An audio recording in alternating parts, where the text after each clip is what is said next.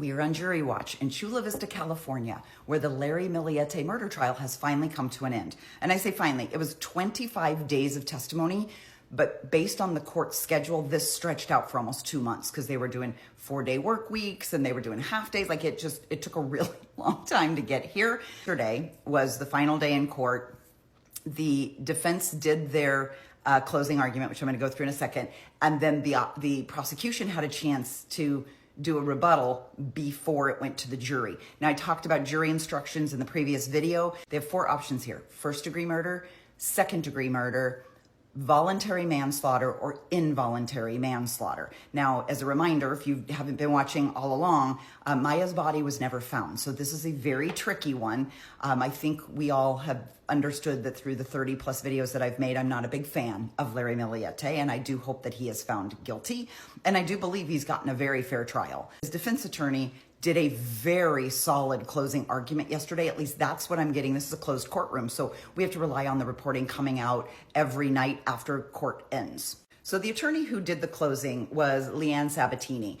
And just a quick flashback. This is the second round of attorneys that Larry has had. The first one lasted, I think, for like 2 years. This thing's been delayed so many times. And then a new set of attorneys had to come in, and that caused another delay because this group had to get up to speed. A lot of circumstantial evidence here, right? And some of it's hard to defend. Some of it's hard to explain. Larry's behaviors were pretty weird. And so, she did the best she could to defend him. But this is portions of her closing argument. She first says that prosecution has not met their burden of guilty beyond reasonable doubt. That there are, for all of this weird behavior, there are some innocent explanations, right? This is a quote: Larry experienced heartbreak and betrayal while he's being gaslit. That's going to send him into a tailspin. Any normal human being is going to deteriorate when their heart is involved. She goes on to say that Larry had no support from friends and family, and that he turned to online spellcasters who perhaps even exploited him. Not sure I buy that part. But anyway, he's pouring his heart out, and they are validating him, saying, yes, we may need a stronger spell. Larry is no murder mastermind. She kind of said, how is it possible to plan the perfect crime, but then leave behind a murder weapon for the police to find months later? And of course, she's referring to the vial of hemlock that they didn't find until 9 months after Maya went missing. She claims that Larry was cooperative during the investigation. In the beginning, he was very open about letting them search the home. He did 25 separate interviews with the police. He remained calm. She said there was never once where, even when Larry found Maya and Jamie Laird, her affair partner, sitting in a truck in a parking lot, he didn't raise his voice. He didn't curse at her.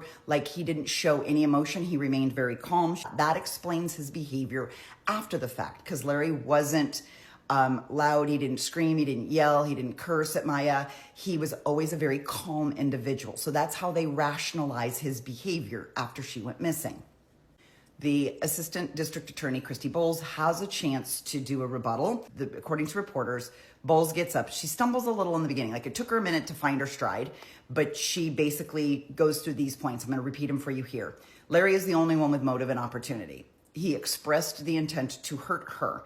He is seen on video repositioning his car at 6 a.m. that morning. His whereabouts is unknown for hours. He turned off his phone all day long. He gave conflicting stories about his whereabouts. He deleted messages, searches, and location history. He asked to get his SUV detailed to fix some mystery scratches that he had gotten. He had his car washed multiple times after Maya vanished, and I put this in an earlier video, but according to his financial records, he washed his car 7 times in 2 weeks. That's every other day. He searched online for ways to kill somebody. He had poison in his possession after months of thorough research about that exact poison. She said, and this is a quote, "He's either the unluckiest person in the world or he's guilty of murder." Maya Millete found her voice finally, and then he silenced it. So that is how this wraps up. The jury began deliberating yesterday as of 3 p.m. local time, which is Pacific time. Today is their first full day back in deliberation.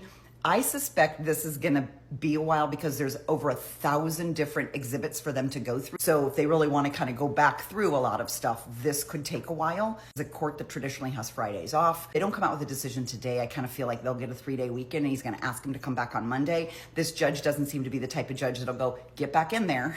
Let's stay the weekend. We'll order you some lunch. Let's get this done. He just doesn't push the speed like a lot of other judges do. So this could be a while, but I'll keep checking back in as I hear more.